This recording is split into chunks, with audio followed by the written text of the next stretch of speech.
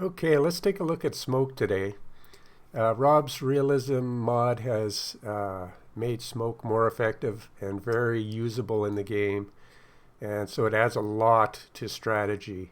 When you have very dangerous situations, you don't necessarily always have to just brute force move forward. There's tactical ways that you can protect your men while you get into position. And smoke is possibly one of the best ways to do it. So in this situation, we have a very dangerous little bunker here. Now, if we take our officer, which we have selected back here, we can say that Stuart Kelly's our officer. We have his binoculars active here in his inventory. Let's go to direct control. And he scouts out this, and now on the mini map we see that we have a very dangerous situation. We can now see that there is an MG42 machine gun right here, very dangerous, a rifleman, and they have an officer. And so very dangerous situation. And they're elevated up in that house, and so they have very good line of sight ahead of them, in front of them. Normally, if our men up here started to move, it'd be a very dangerous situation, especially if we go into the German side and click on the officer here. We can have him even turn his binoculars on, go in direct control, tell him to start scouting in this direction. So now we even have an officer spotting a rifleman and the MG42. A very dangerous situation. So how do we deal with this, considering we only have this very small team here? We have a couple paratroopers that have been dropped in with their officer. So we know that Elmer here, Elmer Knight, he has a paratrooper's little smoke tube mortar launcher here with just smoke. And we also have a paratrooper, Neil Crosby, and he has some smoke, a smoke grenade, and he has 2 regular grenades and a machine gun. It's going to be his job to actually sneak up here and take out this house bunker. Very dangerous situation, but with the help of this tactical smoke, we should be able to do it. So let's kick it off here.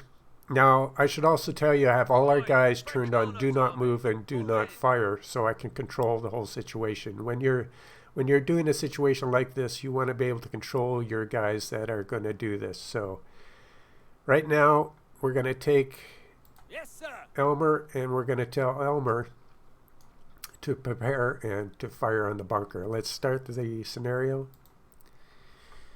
Get on our side again. Click Elmer. Our captain here has told us the situation, and we're going to fire. So direct control with the mortar tube, and we're going to place down some smoke between them, and we want to place the smoke close to them so that when our guy runs up to this stone wall, he can throw and lob a grenade right into the bunker.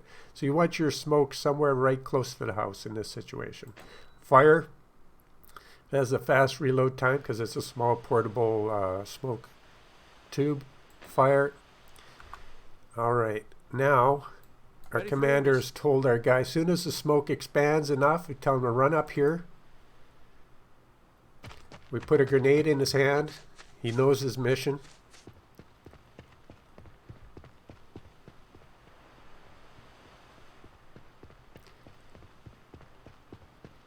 We tell him to keep running.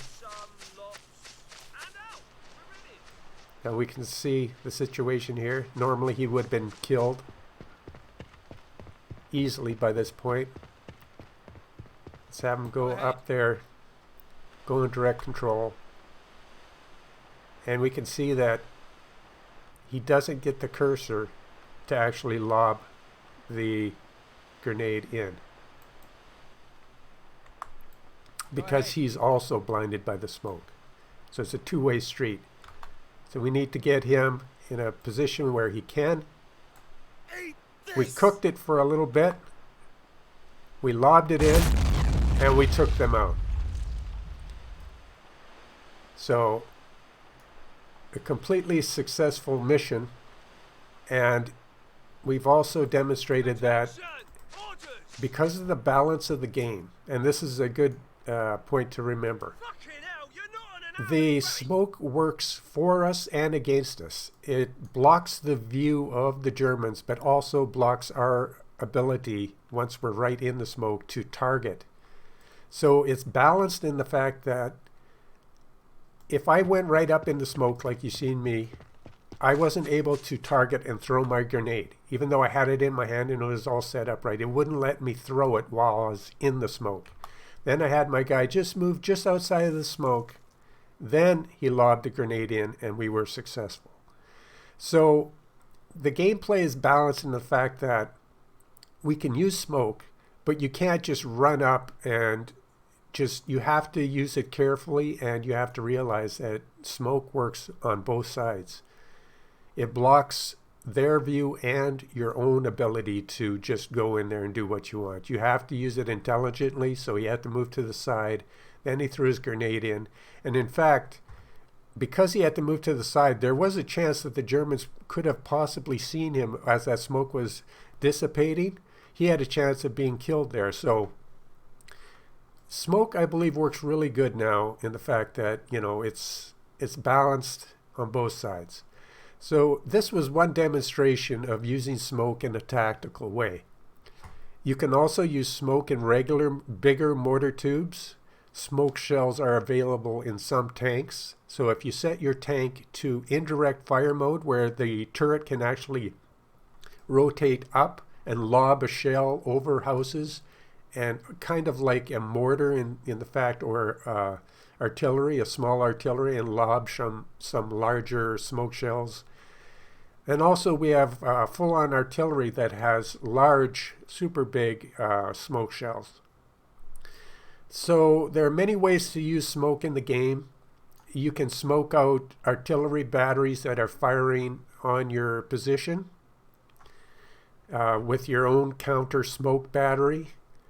You can smoke out spotters, like this officer was smoked out and he couldn't even relay any spotting information to his machine gun nest guys.